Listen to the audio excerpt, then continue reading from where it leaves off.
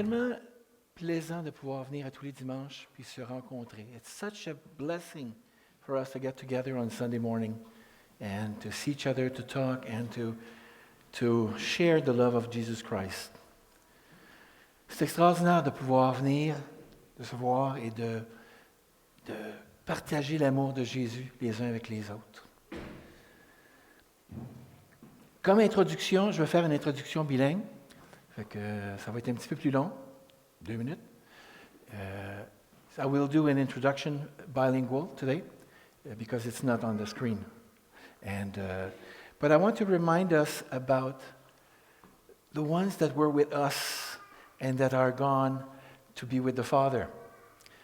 J'aimerais vous parler de quelqu'un en particulier qui était avec nous puis qui est maintenant avec le Père, donc qui nous a quittés. Vous souvenez-vous de Roger Dufour? Do you remember Roger Dufour? Lorsque je pense à Roger, je pense à la Révélation, le livre La Révélation de l'Apocalypse. When I think of Roger Dufour, I think about the book of Revelation. It was his passion, c'était sa passion, puis il pouvait nous en parler pendant, je ne dirais pas des heures, mais peut-être, si on était assez patient. I wouldn't say that he would talk to us for hours about it. Well, maybe if we were patient about it. But he was dedicated to Jesus Christ. Il avait une dévotion complète envers Jésus-Christ. Il parlait à ses voisins, aux gens dans la rue, il parlait de Jésus. J'espère qu'il ne leur parlait pas toujours de l'Apocalypse, mais ça, c'est pas grave. Donc, Roger was talking to people about Jesus in the street. He did all kinds of things. Okay, so maybe he was not wise with the book of Revelation, but he had a passion for Jesus Christ. Donc, il n'était peut-être pas très sage dans son interprétation du livre de l'Apocalypse, mais il avait un amour pour Dieu, puis il le démontrait aux gens autour de lui. Quelqu'un qu'on peut se souvenir positivement. En cette période de Pâques, nous avons 5 dimanches entre la célébration de Pâques de la semaine dernière et la conclusion de la saison le dimanche de l'Ascension. Donc, nous avons 5 semaines, 5 dimanches entre la célébration de Pâques de la semaine dernière et la conclusion de la saison le dimanche de l'Ascension. La période de Pâques est évidemment un moment où nous mettons l'accent sur le Seigneur, qui est ressuscité et régnant, Jésus-Christ. Cette année, cette période de Pâques ne sera pas différente, si ce n'est que nous passerons les 5 prochains dimanches à explorer ce thème de manière spectaculaire. Nous visiterons quelques passages choisis du livre de l'Apocalypse, et aujourd'hui, nous allons simplement examiner comment Jean, qui est l'auteur du livre de l'Apocalypse, choisit de présenter le personnage central du livre, qui est naturellement Jésus. Mais avant cela, il convient de poser quelques jalons sur cette œuvre littéraire étonnante. Le moins qu'on puisse dire, c'est qu'il est unique en son genre. Si on regarde la Bible de A à Z, l'Apocalypse, c'est vraiment spécial, c'est vraiment différent. En raison de sa nature unique, l'Apocalypse est également devenu l'un des livres les plus mal compris de la Bible, ce qui a souvent conduit à des enseignements plutôt excentriques que Jean n'avait jamais envisagés. Nous essaierons d'établir d'emblée quelques paramètres exégétiques généraux pour nous aider à éviter ces faux départs et ces conclusions erronées. Les paramètres exégétiques désignent un ensemble de faits et de principes qui établissent ou limitent la manière dont un texte est interprété de manière critique afin d'en découvrir le sens. Nous allons examiner 5 règles générales à garder à l'esprit pour commencer. La première, l'Apocalypse a été écrite comme une lettre d'encouragement pour les chrétiens vivant sous la domination de l'Empire romain à la fin du 1er siècle, à une époque où la persécution de l'Église s'intensifiait. Donc, on doit se souvenir que c'est une lettre d'encouragement. Il est essentiel de se rappeler que ce livre visait à encourager les chrétiens spécifiques, réunis dans 7 églises spécifiques, à une époque et un lieu précis, dans des circonstances très éprouvantes. Il n'a pas été écrit comme un message de morosité pour d'autres personnes à un autre moment donné. Cependant, il contient toujours les mêmes encouragements pour tous les chrétiens à tout moment qui vivent dans cet âge mauvais. L'Église a toujours été la cible principale du malin. Le malin haït Jésus-Christ, qui a scellé sa défaite, et il fixe cette haine sur la destruction de l'épouse de Jésus, qui est l'Église. Donc, l'Église a toujours été la cible principale du malin. Puis il haït Jésus, qui a scellé sa défaite, et il fixe cette haine sur la destruction de l'épouse du Christ, c'est-à-dire l'Église. Nos vies quotidiennes peuvent ne pas ressembler exactement aux circonstances des premiers destinataires de la lettre de Jean. Cependant, nous avons nous aussi besoin de l'encouragement offert dans ce livre. Lorsqu'il semble que le mal gagne contre le royaume de Dieu, puis j'imagine que ça vous arrive de sentir qu'il y a quelque chose qui ne tourne pas rond. Si vous craignez que le monde aille en enfer dans un panier, ce livre a de merveilleux encouragements pour chacun de nous. Le point numéro 2, l'Apocalypse a son propre style littéraire qui doit être pris en compte pour une bonne compréhension. L'un des procédés littéraires utilisés dans l'Apocalypse est l'écriture apocalyptique. Ce type de littérature était compris par ceux qui ont entendu le message de Jean pour la première fois. Le style consiste en des images fantastiques d'une bête à plusieurs têtes et à plusieurs cornes, accompagnées de symboles mystiques et de nombres utilisés pour illustrer une bataille épique entre le bien et le mal qui se joue à l'échelle cosmique. Donc, si on parle de cette portion-là, ce n'est pas ça qui est le plus encourageant, non? Mais on va y revenir. Aussi étrange et bizarre que soient ces écrits pour nous aujourd'hui, ils n'ont pas été rédigés dans l'intention d'en dissimuler le sens. Jean savait de quoi il parlait et a écrit de manière à ce que son public comprenne. Nous n'avons pas besoin d'une clé secrète supplémentaire pour percer le mystère de l'Apocalypse. Il nous suffit de comprendre comment lire les écrits apocalyptiques. Donc, c'est un peu comme si aujourd'hui, quelqu'un nous parlait de Donald Trump. Okay? On saurait tous c'est quoi l'histoire, puis on aurait tous nos opinions là-dessus. Mais c'est un peu la même chose avec les livres apocalyptiques. Les gens savaient que toutes les images n'étaient pas nécessairement le but du livre, mais c'était une façon de s'exprimer. En outre, Jean utilise également 2 autres styles littéraires, le style prophétique et l'ancienne forme d'écriture épistolaire. Ainsi, la lettre commencera à différents moments à utiliser l'un ou l'autre de ces 3 styles d'écriture. En résumé, nous pourrions dire que l'Apocalypse est une lettre de prophétie apocalyptique. Et il est utile de savoir quand la lettre passe d'un style à l'autre. Comme si vous lisez le journal, vous réalisez que c'est des nouvelles. Ouais, vraiment? Puis là, vous arrivez aux bandes dessinées. Si la personne ne comprend pas que ce n'est plus des nouvelles, bien, la personne va avoir une drôle d'idée de ce qui se passe dans le monde présentement. Donc, nous devons donc être conscients des 3 styles d'écriture présents dans l'Apocalypse et les lire en conséquence. Pour ne rien arranger, Jean ne respecte pas toujours toutes les règles qui s'appliquent généralement à chaque style littéraire. Heureusement, nous disposons d'un grand nombre d'érudits compétents qui peuvent, eux, nous aider à résoudre certains de ces problèmes. On a des tonnes et des tonnes de livres qu'on peut lire qui peuvent nous aider à ce niveau-là.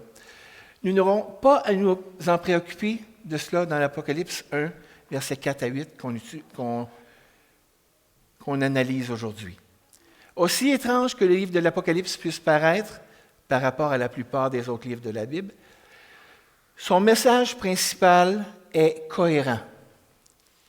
Il est inclus dans le canon des Écritures parce qu'il contient la même proclamation de la bonne nouvelle, à savoir que Jésus-Christ est le Seigneur et le Sauveur, et que ses disciples sont appelés à vivre dans la foi et la patience, dans l'attente du royaume de gloire qui viendra bientôt, on espère. Nous pouvons être sûrs que lorsque nous arrivons au dernier livre de la Bible, nous ne lisons pas quelque chose de différent, en désaccord avec tout ce qui a précédé. La Bible est une bonne nouvelle du début à la fin. La raison pour laquelle la Bible est une bonne nouvelle du début à la fin est que son personnage central est... J'entends pas? Oui. Donc, il est l'alpha et l'oméga. Jésus est toujours le personnage central de l'Apocalypse. Donc, on doit garder ça en tête, que lorsqu'on lit l'Apocalypse, c'est Jésus qui est le personnage central. Donc, dans le livre de l'Apocalypse, nous lirons que Jésus est le Seigneur immolé et ressuscité, victorieux du monde et de la chair et du diable aussi. Enfin, le thème central de l'Apocalypse est le salut total et sûr des saints. Si nous parvenions à garder ces 5 lignes directrices à l'esprit lorsque nous lisons l'Apocalypse, nous entendrons beaucoup mieux les encouragements que la lettre a pour nous. Au lieu de focusser sur les images de bêtes et de cornes et de ci, de ça, on va pouvoir lire le message que Jean avait en tête pour nous, comme pour les gens qui étaient à son époque. Enfin, le thème central de l'Apocalypse est le salut total et sûr des saints. Si nous parvenons à garder ces 5 lignes directrices à l'esprit lorsque nous lisons l'Apocalypse, nous entendrons beaucoup mieux les encouragements que la lettre A pour nous. Au cours des 5 prochaines prédications, nous n'aborderons pas trop profondément les symboles apocalyptiques et les images cataclysmiques les plus difficiles à comprendre, qui sont déteints dans une grande partie du livre. Les passages du lectionnaire nous donnent l'occasion de nous mouiller les pieds sans se pendre la tête. Cependant, je vous encourage à lire le livre en entier, peut-être même plus qu'une fois au cours de la période de Pâques. Donc, gênez-vous pas pour avoir une image globale, puis voir où est-ce qu'ils sont les portions d'encouragement. On vous encourage à le lire une fois ou deux. L'Apocalypse est le seul livre de la Bible qui promet une bénédiction à ceux qui le lisent. Apocalypse 1, verset 3. Si vous le faites, essayez de garder à l'esprit les 5 lignes directrices dont nous venons de parler. Cela nous permettra de mieux profiter de votre lecture. Quoi qu'il en soit, nous aurons droit à un encouragement dont nous avons vraiment besoin pendant les périodes difficiles que nous traversons. Commençons notre voyage de Pâques avec l'Apocalypse. Apocalypse 1, verset 4, commence Jean. On va s'arrêter là. Un seul mot, et nous devons prendre note que l'auteur de ce livre fantastique, il se présente sous le nom de Jean. Un beau nom, ça, hein? OK, je n'ouvre pas de parenthèse. La question de savoir s'il s'agit du même Jean que celui qui est l'auteur de l'Évangile de Jean ou dans les Épîtres 1, 2 et 3, c'est Jean qui fait l'objet du débat. Nous, on n'ira pas en profondeur dans ce débat, si ce n'est que pour dire que les preuves penchent en faveur que l'apôtre Jean qui a écrit l'Évangile est aussi celui qui a écrit Révélation, l'Apocalypse. L'Église primitive a semblé pencher dans ce sens, et nous autres aussi, on penche dans ce sens-là. Toutefois, il convient de noter que Jean a été exilé sur l'île de Patmos à cause de la parole de Dieu et du témoignage de Jésus. Apocalypse 1, verset 9. Jean lui-même est persécuté par l'Empire romain puisqu'il suit et proclame Jésus comme Seigneur.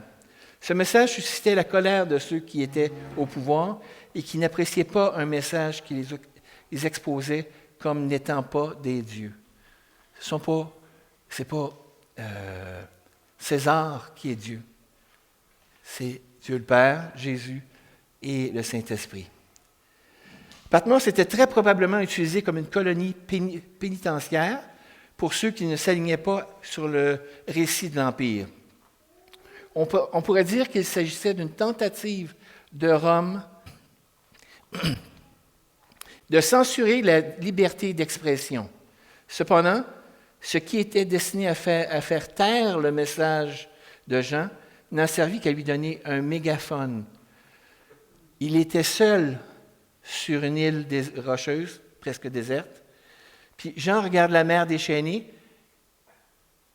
avec l'eau qui revole partout, et il écrit un livre qui continue à défier les détenteurs du pouvoir.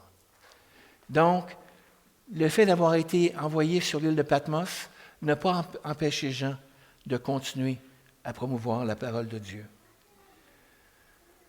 Les détenteurs du pouvoir, non seulement ceux de Rome et leurs rois fantoches dans le monde entier, mais aussi ceux de toutes les nations, à toutes les époques. Apocalypse 1, verset 4, il s'adresse aux 7 églises de la province d'Asie. Faisons une petite pause ici. Nous allons faire connaissance avec l'auteur et maintenant, on a fait connaissance avec l'auteur et maintenant, on va faire connaissance avec les destinataires, parce que c'est une chose qui est importante. L'Apocalypse est une lettre écrite à des croyants spécifiques, à savoir ceux qui appartiennent aux 7 églises d'Éphèse, de Smyrne, de Pergame, de Thyatire, de Sardes, de Philadelphie, de Laodicée, de Montréal. Oh non, pas Montréal. Il s'agissait d'églises réelles dans des lieux réels, à une époque bien précise de l'histoire. Elles ne doivent pas être considérées comme des symboles de quelque chose d'autre. Nous ne lisons pas d'écrits apocalyptiques à ce stade, et lorsque vous lisez les messages adressés à chacune de ces églises, nous ne lisons pas une description à utiliser comme étiquette pour notre propre église ou pour d'autres. Jean écrit à ses collaborateurs et partenaires dans la souffrance, le règne et la persécution qui sont les nôtres en Jésus. Oui, c'est sûr que nous aussi, on en a un peu de persécution. Ici, à Montréal, c'est moins pire, mais ça commence à chauffer un petit peu. Les gouvernements commencent en passant ces signes-là, on ne pourra probablement pas les porter dans les places publiques prochainement.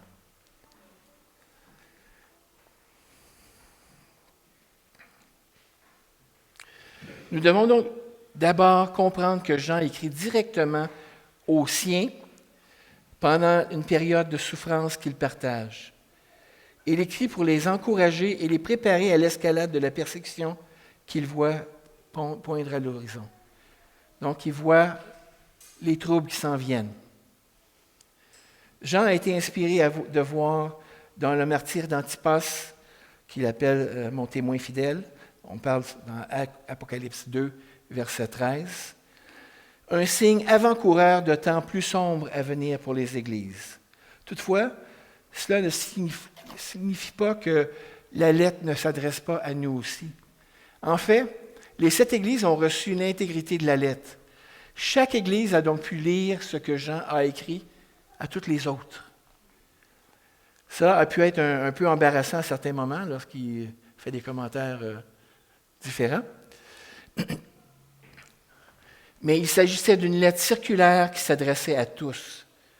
Ajoutons à cela que Jean tire pleinement parti de la signification de certains nombres pour ceux qui connaissent l'histoire d'Israël. Pour les Juifs, dans l'esprit juif, le chiffre 7 représente intégralité, complétude, plénitude. Puis en adressant ces lettres aux 7 églises primaires, Jean a trouvé le moyen de s'adresser à l'Église tout entière. OK, maintenant, nous pouvons entendre ce que Jean veut commencer en s'adressant à l'Église complète. Que la grâce et la paix vous soient données par celui qui est, qui était et qui vient, par les 7 esprits qui sont devant son trône et par Jésus-Christ qui est le témoin fidèle, le premier-né d'entre les morts et le chef des rois de la terre. À celui qui nous aime, qui nous a libérés de nos péchés par son sang et qui a fait de nous un royaume et des prêtres pour servir son Dieu et Père, à lui la gloire et la puissance dans les siècles des siècles. Amen. Il est la grâce et la source de toute grâce. La grâce est donc comprise comme toutes les bénédictions de la bonté de Dieu données à son peuple. La paix, quant à elle, peut être comprise comme une bénédiction résultant de la grâce de Dieu qui nous est donnée. La bonté de Dieu répandue sur nous conduit à ce que la paix déborde sur les autres. La bonté de Dieu répandue sur nous conduit à ce que la paix déborde sur les autres. Jean structure également cette section de manière à indiquer que la grâce et la paix sont la nature de notre Dieu trinitaire. Jean nous dit que la grâce et la paix nous viennent de celui qui est, qui était et qui vient. C'est ainsi que Jean fait référence au Père. Il ajoute ensuite et des 7 esprits qui sont devant le trône. Comment est-ce qu'on interprète les 7 esprits qui sont devant le trône? On retrouve le chiffre 7, qui, selon les spécialistes, représente de manière imagée le Saint-Esprit. Il s'agit de l'Esprit plein et complet que partagent le Père et le Fils. Enfin, Jean est direct en identifiant le Fils par le nom de Jésus-Christ, après avoir désigné Jésus-Christ avec le Père et l'Esprit comme la source de la grâce et de la paix. Jean va maintenant utiliser 3 phrases pour expliquer un peu plus en détail qui est ce Jésus-Christ. Ces 3 phrases servent à nous relier à la révélation qui va suivre. La première phrase est le témoin fidèle. Rappelez-vous que Jean a été exilé à Patmos pour avoir été un témoin de Jésus et que ces 7 églises sont persécutées pour la même chose. Mais Jean veut que nous sachions que c'est Jésus lui-même qui est le témoin fidèle. Nous ne sommes pas appelés à faire quelque chose que le Fils ne fait pas déjà. Le témoignage que nous lui rendons est une participation au témoignage qu'il rend lui-même au Père. Et Jésus est fidèle à achever son témoignage à tout prix, même à la mort. C'est pourquoi le mot « témoin » est traduit par « martyrus ». Puis c'est de « martyrus » que vient le mot « martyr ». Jésus a fidèlement témoigné de l'amour et du caractère du Père en mourant sur la croix pour sauver son peuple. La deuxième phrase, « le premier-né d'entre les morts », est une suite importante de la première phrase. Le témoignage fidèle de Jésus qui culmine sur la croix n'est pas vain. Il se termine par une résurrection victorieuse et une célébration de Pâques. Jésus est le premier-né de cette résurrection, ce qui signifie que d'autres sont encore à naître. Donc, il n'est pas le seul. En participant à son témoignage, malgré les persécutions et les souffrances qu'il entraînera, nous sommes assurés de participer également à sa résurrection victorieuse, ce qui implique toute la justification et la gloire que Jésus partage avec nous. La dernière expression utilisée par Jean, est le chef des rois de la terre. Par cette expression, Jean nous rappelle qui est-ce qui est vraiment aux commandes. Surtout lorsque tout indique que la puissance de ce monde auront le dernier mot. Il n'en est rien. Donc, lorsqu'on voit un certain monsieur au sud de la frontière qui veut posséder tout le monde, ben, on peut garder confiance que à la fin, ça ne finira pas comme ça.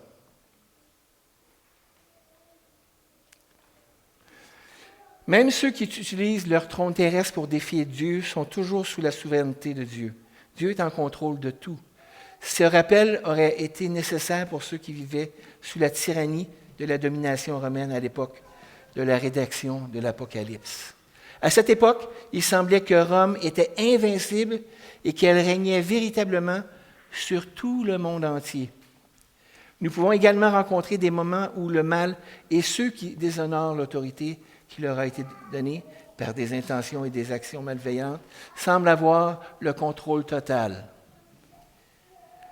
Cela peut nous donner un sentiment d'impuissance et de désespoir. Qu'est-ce qui va arriver au Canada? Qu'est-ce qui va arriver au Québec? On peut garder confiance parce que c'est Dieu qui est en puissance. Mais Jean, lui, veut que nous voyions au-delà de ce qui est temporaire. Il existe un pouvoir et une règle plus profonde qui gouverne le cosmos, et ce souverain ne peut être contrecarré dans sa victoire sur le péché et sur la mort. Et Jean n'a pas fini d'en dire un peu plus sur l'identité de Jésus-Christ, notre espoir de revendication et de victoire. Si Jésus est le véritable maître du monde, nous pouvons être tentés de croire qu'il n'est pas un très bon maître, parce que pourquoi est-ce qu'il permet toutes les souffrances qu'on a?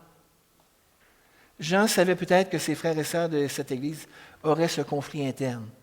Puis je suis sûr qu'on passe par des moments où est-ce que des fois on a des petits doutes, mais non. C'est pourquoi Jean concentre notre attention sur le caractère de celui qui gouverne véritablement les rois de la terre. Tout d'abord, Jésus est celui qui nous aime et qui nous a libérés de nos péchés par son sang. Non seulement Jean nous rappelle que Jésus nous aime, mais il précise à quoi ressemble cet amour. C'est un amour qui ne nous laissera pas emprisonnés par le péché. Si Jésus est vraiment pour nous, il doit aussi être vraiment contre tout ce qui est contre nous. Il ne nous aime pas d'un amour vide qui se consente à dire « je t'aime » et de s'éloigner alors que nous détruisons nous-mêmes. Au contraire, il nous montre l'amour du Père en donnant son propre sang pour racheter le nôtre. C'est un amour auquel nous pouvons faire confiance, même si nous ne comprenons pas toujours pourquoi il permet tout ce qui se passe dans notre monde brisé. Nous pouvons croire qu'il voit plus loin et plus profond dans toutes les choses que nous ne pourrons jamais le faire. Nous pouvons croire qu'il ne permettra rien que son amour rédempteur ne puisse guérir et dont il ne puisse tirer gloire. De plus, Jean nous fait savoir que ce souverain a fait de nous un royaume et des prêtres pour servir son Dieu et Père, qui détient toute la gloire et la puissance pour toujours. La gloire et le pouvoir de n'importe quel dirigeant terrestre de cet âge mauvais va disparaître. C'est une certitude. Seul le Seigneur Dieu possède une gloire et un pouvoir éternel qui ne s'éteindront jamais. À cela, Jean nous dit « Amen ». Remarquez que Jean nous dit deux choses pour lesquelles nous sommes faits. On est fait pour un royaume. Cela signifie que nous devons être ceux qui vivent de manière à témoigner réellement du royaume de Jésus, que Jésus a déjà établi et qu'il amènera à sa plénitude lors de son retour. C'est notre tâche de témoigner de ce royaume-là auprès de nos voisins, nos familles, les gens qu'on croise. Il faut être sage, là, mais ça fait partie de notre job. Nous sommes les ambassadeurs et les témoins de ce royaume. Deuxième thème, c'est un prêtre. Cela signifie que nous sommes faits pour adorer. Et le culte lui-même est le témoignage le plus direct que nous puissions rendre. Lorsque nous adorons, nous proclamons sur tous les toits que c'est Jésus qui est le Seigneur et le Sauveur, et non pas César, Hérode, Néron et tous les autres souverains du passé, du présent ou de l'avenir. C'est ce que vous et moi sommes appelés à être en tant qu'Église, des adorateurs témoins et des témoins adorateurs. Par conséquent, s'il y a un moment où il faut célébrer Pâques, c'est bien maintenant. Ce faisant, vous vous associez aux efforts de Jean pour proclamer au monde que les jours du dirigeant tyrannique sont comptés. Nous sommes appelés à participer à cette glorieuse révélation qui est déjà le dernier mort de toute l'histoire du monde. Cela peut prendre plus de temps que nous le souhaitons. Cela peut tout nous coûter. Mais nous savons qu'à la fin, il y aura la victoire sur le péché et la mort. Une victoire qui ne cessera jamais et qui ne diminuera jamais. Nous continuerons à être un royaume et un prêtre au service de Dieu pour toujours. Maintenant que Jean nous a rappelé qu'il est le responsable et le caractère de celui qui nous aime, il veut faire une proclamation finale en ce deuxième dimanche de Pâques. Regardez, il vient sur des nuées, et tout œil le verra, même ceux qui l'ont transpercé. Et tous les peuples de la terre se lamenteront à cause de lui. Qu'il en soit ainsi. Amen. On peut voir que Jean ne se retient pas dans ses paroles. Voici un serviteur du Seigneur qui connaît la fidélité du Seigneur. Il ne se laisse pas intimider par ceux qui ont le pouvoir de l'exiler, de l'emprisonner, de le censurer ou de le tuer. Dans son île, isolée dans la mer, il crie encore à travers l'encre de sa plume. Regardez, il vient sur les nuées. Nous pourrions paraphraser Jean en disant « Celui dont vous vouliez que je me taise et que je ne parle pas, il vient avec un pouvoir que vous ne pouvez pas ni enfermer, ni verrouiller, ni manipuler, ni empêcher, ni contrôler. L'Apocalypse arrive et alors tout œil le verra, même ceux d'entre vous qui voulaient sa mort. Aucun des mensonges que vous avez utilisés pour aveugler le monde n'aura d'effet. Alors votre règne prendra fin, et pour ceux d'entre vous qui préfèrent leur propre règne au sien, eh bien, il ne restera plus qu'à se lamenter. Amen. Jean a commencé sa lettre par une proclamation assez dramatique. Maintenant, nous avons un rebondissement pour conclure cette première prédication sur l'Apocalypse de Pâques, pour Pâques. Après que Jean a prononcé « Amen », Dieu s'adresse directement à nous avec sa propre proclamation. Il dit « Je suis l'alpha et l'oméga, dit le Seigneur Dieu, qui est, qui était et qui vient, le Tout-Puissant. » Cette parole du Seigneur, Dieu nous indique une autre clé pour bien comprendre l'Apocalypse. Notre langage humain n'est pas suffisant pour transmettre la gloire de Dieu et ses plans glorieux pour nous. C'est Dieu lui-même qui aura le dernier mot. Lorsqu'on parle de Dieu, on a une image de qui il est. Mais c'est impossible pour nous de le connaître à 100%. Alors, votre règne prendra fin, et pour ceux d'entre vous qui préfèrent leur propre règne, comme je vous disais tout à l'heure, eh bien, il ne restera plus qu'à se lamenter. De A à Z, lui seul doit transcender toutes nos limites à le connaître pour ce qu'il est. Il n'y a aucun moyen de saisir celui qui est, celui qui était et celui qui vient, le Tout-Puissant. Comment est-ce qu'on peut comprendre le mot Tout-Puissant? Le mot Tout-Puissant est au-delà de notre langage d'expression. C'est l'une des raisons pour laquelle l'Apocalypse emploie des images, des symboles aussi fantastiques. Jean reçoit des visions qu'il doit essayer de nous présenter en utilisant le langage humain. Déjà entre l'anglais, le français, l'espagnol et toutes les autres langues, certaines langues sont beaucoup plus précises. Le français est reconnu comme étant une langue très précise. Il y a beaucoup de contrats de paix après les guerres qui ont été signés en français parce que la langue française est très précise.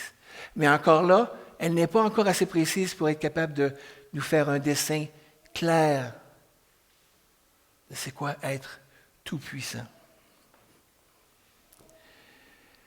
Il n'y a pas de manière directe et littérale d'exprimer quelque chose qui transcende notre existence même. Nous sommes appelés à penser au-delà de nos mots, à étirer notre imagination pour avoir un maigre aperçu de la gloire et de la majesté de celui que nous sommes appelés à adorer. Nous ne sommes qu'au début de ce livre, étonnamment. Mais à la fin, nous verrons plus clairement que c'est Jésus lui-même qui est la révélation véritable et durable. Alors que nous terminons notre culte en ce deuxième dimanche de Pâques, puissons-nous sortir avec l'audace et la joie de proclamer, par le culte et le témoignage, l'incroyable bonne nouvelle que Jésus est Seigneur. Ce monde a cruellement besoin de savoir qui il est, son véritable roi. Ce monde lui appartient et n'a pas l'intention de le perdre ou d'abdiquer son trône. Puissons-nous également servir de révélateurs du royaume de Dieu qui vient bientôt, un royaume plein de grâce et de paix. Quand je pense à Roger Dufour, when I think about Roger Dufour, I see someone who's not scared. And I have to admit, I am scared. I'm not comfortable. Quand je pense à Roger Dufour, ce que je me souviens, ce que je vois, c'est qu'il n'avait pas peur. Puis moi, je peux dire que oui, j'ai peur. Je ne suis pas tout à fait confortable de proclamer le royaume à tous et chacun. I'm not totally comfortable to proclaim the kingdom of God to everyone I meet. And there's probably some wisdom to it. We need to take our time, but we need to let them know who we are and what it means to be a Christian. Slowly, it could take years, but they need to know. En français. Là, il faut que je me souvienne de tout ça. Donc, quand je pense à Roger Dufour, je vois son courage. Puis, je ne vous dis pas là, de commencer à sortir dans les rues puis, avec des pancartes ou quoi que ce soit. Non, il faut être sage. Mais le message qu'on a aujourd'hui, c'est qu'on doit faire savoir aux gens qui nous entourent qui on est. Okay? Jean Le Prohon, Canadien-Français, Québécois, d'origine française. Non. Je suis Jean Le Prohon. Je suis un croyant. Je crois en Jésus. Pas besoin de le dire tout de suite non plus. Mais les gens ont besoin de savoir qui vous êtes. Donc, une petite graine ici et là.